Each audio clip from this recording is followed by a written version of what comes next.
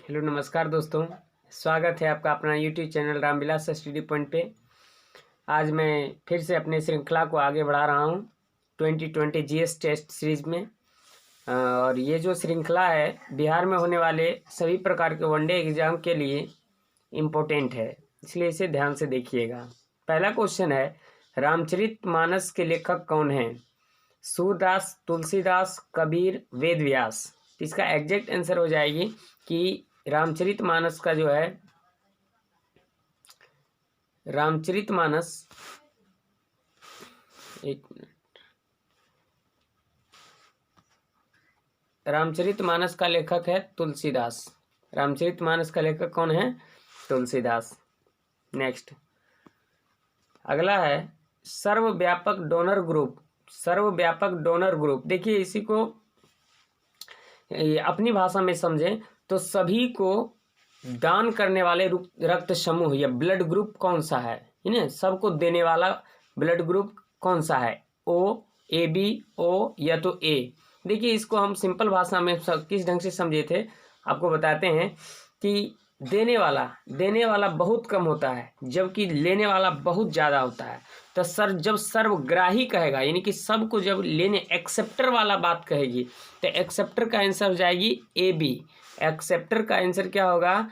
A B. Acceptor यानी कि सब सर्वग्राही, लेने वाला व्यक्ति ज़्यादा होता है। देखिए 2 अंक है तो सर्वग्राही की बात आएगी तो ए बी हो जाएगी।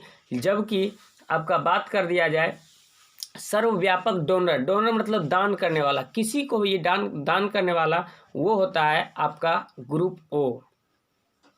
ठीक है, सबको देने वाला ग्रुप ओ और लेने वाला ए बी। नेक्स्ट, ध्वनि की मापन इकाई क्या है? यानी कि ध्वनि को किस में मापा जाता है? न्यूटन में, जूल में, डेसिबल में, वाट में।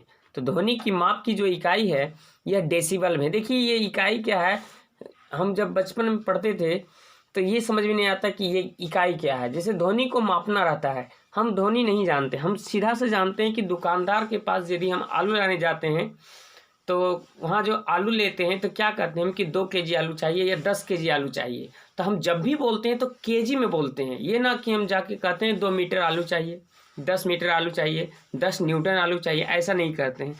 तो यहाँ हम स्पष्ट हो रहे हैं कि ये जो इकाई बताती है कि उसको किस रूप में हम मापते हैं।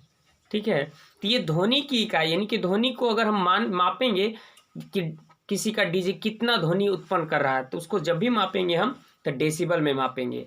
और इसके अंतर्गत है कुछ न्यूटन। न्यूटन को जो है न्यूटन से बल को मापा जाता है, अर्थात बल की इकाई क्या है? न्यूटन है। जूल आपका ये कार्य का मात्रक जूल है, जबकि वाट आपका शक्ति का मात्रक है। ये आप याद रखेंगे। नेक्स्ट, अगला है प्रसिद्ध तीर्थ यात्रा। प्रसिद्ध तीर्थ अमरनाथ मंदिर कहाँ पर स्थित है? देखिए अमरनाथ का मंदिर बहुत ही विश्व प्रसिद्ध मंदिर है। ये जो है भारत के जम्मू कश्मीर में स्थित है। ये अमरनाथ के मंदिर जो है बाबा भोलेनाथ का मंदिर है, बहुत प्रसिद्ध मंदिर है, आपको फोटो में भी दिख रहा होगा। नेक्स्ट, दांडी मार्च कहाँ से आरंभ होती है? दांडी मार्च कहाँ से आरंभ होती है? देखिए दांडी मार्च जो है गांधी जी के द्वारा चलाया गया एक यात्रा था जिसमें कि 78 लोगों ने शुरुआत किया था। ये शुरुआत हुई थी गुजरात के साबरमती से। ये अहमदाबाद जिले में एक जगह है साबरमती, वहीं पर साबरमती आश्रम का भी स्थापना किए थे गांधी जी। तो और साबरमती से ही दांडी मार्च की यात्रा शुरू हुई थी 1930 में। 78 लोग उसमें पहले शामिल थे। नेक्स्ट, आगे है वेदों की ओर लौटो किसने कहा था? तो वेदों की ओर लौटो किसने कहा था? पहला ऑप्शन है रामकृष्ण परमहंस, दूसरा है राजा राम मोहन राय, तीसरा स्वामी दयानंद सरस्वती, चौथा है स्वामी विवेकानंद। इसका एग्जैक्ट आंसर होगी स्वामी दयानंद सरस्वती। स्वामी दयानंद सरस्वती ने कहा था वेदों की ओर लौटो। वेदों की ओर लौटो यानी कि ये जो हमारी भारतीय संस्कृति था ये खतरे में था अंग्रेज के समय में। तो उस वक्त लोगों से इन लोगों ने आह्वान किए थे कि आप कहाँ पाश्चात्य संस्कृति की ओर आप अग्रसर हो रहे हैं, आप वेदों की ओर लौटो, पश्चिमी सभ्यता को क्यों अपना रहे हैं? ये कथन किनका था? स्वामी दयानंद सरस्वती का था। नेक्स्ट, फायदोमीटर का उपयोग किसे मापने के लिए किया जाता है? तो फायदोमीटर का उपयोग भूचाल, वर्षा, समुद्र की गहराई, ध्वनि की तीव्रता। तो देखिए फायदोमीटर का उपयोग जो है समुद्र की गहराई को मापने के लिए किया जाता है। फायदोमीटर का उपयोग समुद्र की गहराई मापने के लिए किया जाता है, जबकि ध्वनि तीव्रता के लिए डेसिबल आप देखे थे। नेक्स्ट, दिल्ली की जामा मस्जिद को किसने बनवाया था? दिल्ली के जामा मस्जिद को किसने बनवाया था? शेरशाह सूरी, अकबर, औरंगजेब या शाहजहां? तो दिल्ली के जामा मस्जिद को शाहजहां ने बनवाया था। किसने बनवाए थे? शाहजहां ने। दिल्ली के जामा मस्जिद शाहजहां ने बनवाए थे। नेक्स्ट, भारतीय रिजर्व बैंक की स्थापना कब हुई थी? भारतीय रिजर्व बैंक की स्थापना जो है 1935 में हुआ था। भारतीय रिजर्व बैंक की स्थापना 1935 में हुई थी, जबकि भारतीय रिजर्व बैंक की अर्थात आरबीआई की बात किया जाए, आरबीआई का, तो आरबीआई का जो राष्ट्रीयकरण यानी कि केंद्र सरकार के द्वारा जब भारत आज़ाद हो गया था 1947 ईस्वी में, उसके 2 साल बाद यानी 1949 में भारतीय रिजर्व बैंक की राष्ट्रीयकरण की गई थी। नेक्स्ट, राज्य के मंत्रियों को नियुक्ति कौन करता है? मुख्यमंत्री, राज्यपाल, मुख्य न्यायाधीश, प्रधानमंत्री। तो देखिए एक चीज आप लोग ध्यान में रखेंगे कि राज्य की जो जितनी भी मामलाएं होती हैं नियुक्ति की, वह अधिकांश मामलाएं कौन निपटते हैं? तो राज्यपाल। अधिकांश मंत्रियों की, अधिकांश नहीं, ये जितनी मंत्रियों को शपथ दिलाना रहता है, नियुक्ति करना होती है, ये जो है राज्यपाल के द्वारा राज्य में। जबकि यही बात यदि पूरे केंद्र लेवल पर चलेगी, देश लेवल पर, तो उसमें आपका राष्ट्रपति हो जाएंगे प्रधानमंत्री के सलाह पर, जबकि राज्यपाल यहाँ मुख्यमंत्री के सलाह पर मंत्रियों को नियुक्ति करते हैं। अगला है, बिहार में पंचायती राज व्यवस्था है। बिहार में कैसी पंचायती राज व्यवस्था है? त्रिस्तरीय, एक स्तरीय, 2 स्तरीय या 4 स्तरीय? तो देखिए बिहार में पंचायती राज व्यवस्था त्रिस्तरीय है। त्रिस्तरीय का मतलब बिहार में 3 स्तर से शासन होती है। पहला ये आपका राज्य लेवल पर होती है, फिर विधान परिषद होती है, फिर पंचायती राज व्यवस्था होती है। बिहार में 3 स्तरीय प्रणाली है, ये ध्यान में रखिएगा। बिहार में कुल कितने अनुमंडल हैं? तो बिहार में कुल अनुमंडलों की संख्या, अगर आप लोग शुरू से हमारे टेस्ट सीरीज से जुड़े होंगे तो इसका आंसर आप लोगों को पता चल रहा होगा। तो बिहार में कुल जो है 101 अनुमंडल हैं। जबकि इसमें बात किया जाए प्रमंडल की संख्या, तो प्रमंडल की संख्या 9 है। जिला की संख्या 38 है, जिसको मंडल भी कह सकते हैं। और प्रखंड की संख्या बात किया जाए तो 534 है, दिमाग में रखेंगे। नेक्स्ट, क्षेत्रफल की दृष्टि से बिहार का सबसे बड़ा जिला कौन है? तो क्षेत्रफल की दृष्टि से सबसे बड़ा जिला कौन है? ऑप्शन, चलिए हाँ, तो ऑप्शन ए में है पूर्वी चंपारण, बी में है पश्चिमी चंपारण, सी में पटना, डी में भागलपुर। तो देखेंगे क्षेत्रफल की दृष्टि से बात कर रही है, तो क्षेत्रफल की दृष्टि से सबसे बड़ा जिला आपका पश्चिमी चंपारण है। पश्चिमी चंपारण सबसे बड़ी जिला है।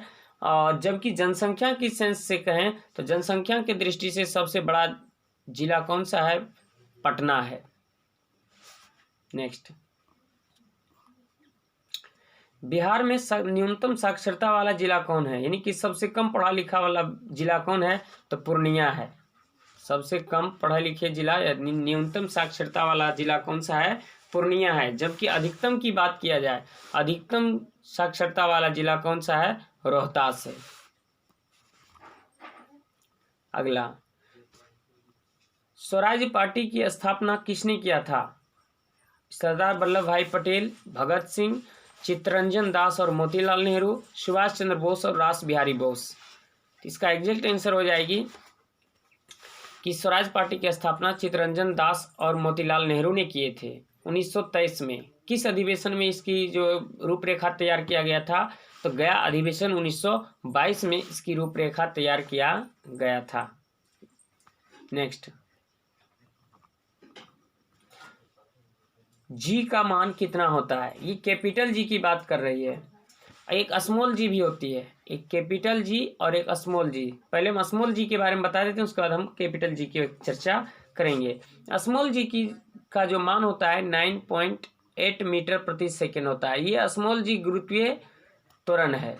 स्मॉल जी क्या है? गुरुत्वीय त्वरण। जबकि कैपिटल जी की बात किया जाए, ये जो कैपिटल जी है, ये इसको हम कहते हैं, ये गुरुत्वाकर्षण स्थिरांक कहते हैं। कैपिटल जी क्या है? गुरुत्वाकर्षण स्थिरांक है। और ये कैपिटल जी का जो मान देने वाले थे, ये थे हेनरी कैवेंडिश साहब। किसने दिए थे कैपिटल जी का मान? हेनरी कैवेंडिश ने दिए थे। कितना दिए थे? तो इसका एग्जैक्ट आंसर हो जाएगी 6.673 इंटू 10⁻⁻11 न्यूटन मीटर स्क्वायर प्रति वर्ग किलोग्राम। ये जी का ये SI मात्रक है, इसके लिए जोड़ दिए तो आपको बड़ा लग रहा होगा, है ना। तो इसका एग्जैक्ट आंसर हो जाएगी 6.673 इंटू 10⁻⁻11। नेक्स्ट,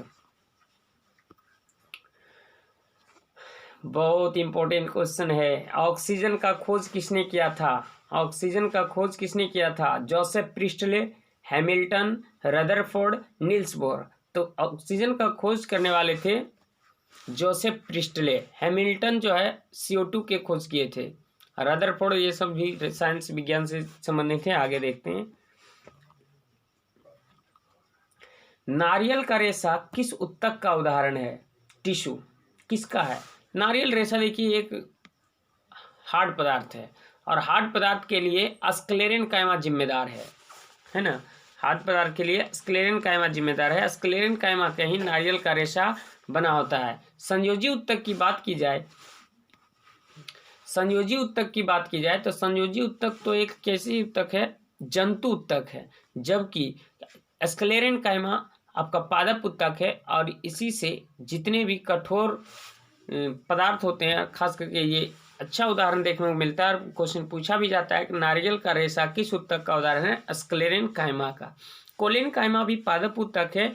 ये किसी पौधों के ये तन्यता के लिए जिम्मेदार है। तन्यता अर्थात ये लचीलापन के लिए जिम्मेदार है। पौधे की पत्तियां, शाखाएं जो लचीलापन होती है, ये कोलेनकाइमा के कारण होती है। पेरेनकाइमा भोजन का संग्रह भी करते हैं। ये सब है, और विशेष हम लोग टिश्यू की क्लास में जानेंगे। अगला है, आग बुझाने में काम आने वाली गैस क्या है? आग बुझाने में काम आने वाली गैस। तो देखिए इसमें आग बुझाने वाले गैस जो है, इसका एग्जैक्ट आंसर हो जाएगी CO2, कार्बन डाइऑक्साइड। किसी भी कहीं भी अगर आग लगती है, या फिर अग्निशामक यंत्र से जो गैस बुझाने के लिए गाड़ी आती है, उसमें उससे जो प्रेशर बनता है, ये CO2 निकलता है। ठीक है, अभिक्रिया करके क्या निकलती है? CO2 निकलती है, और ये जो है आग बुझाने का कार्य करते हैं। जबकि आग लगाने में सहायक होने वाली गैस की बात किया जाए तो आग लगाने में सहायक गैस क्या होती है? ऑक्सीजन। आग लगाने में सहायक गैस क्या है? ऑक्सीजन। जबकि ये नाइट्रोजन जो है, किसी भी आग को बुझाने में या आग को पकड़ने से नियंत्रण में रखने के लिए नाइट्रोजन जिम्मेदार होती है। नेक्स्ट,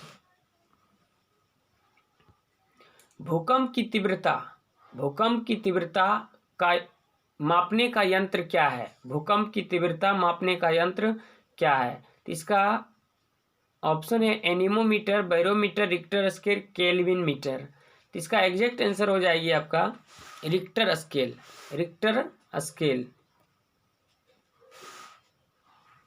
रिक्टर स्केल भूकंप की तीव्रता मापा जाता है रिक्टर स्केल से। जबकि एनीमोमीटर की बात किया जाए तो एनीमोमीटर वायु की गति को मापता है। पवन गति यंत्र इसको कहा जाता है हिंदी में। बैरोमीटर से दाब मापा जाता है। केल्विन मीटर नहीं होती है, केल्विन करेगा तो केल्विन जो है आपका ताप का SI मात्रक है। तो ये 20 क्वेश्चन का सीरीज, उम्मीद है कि आप लोगों को बहुत ही हेल्पफुल महसूस होता होगा।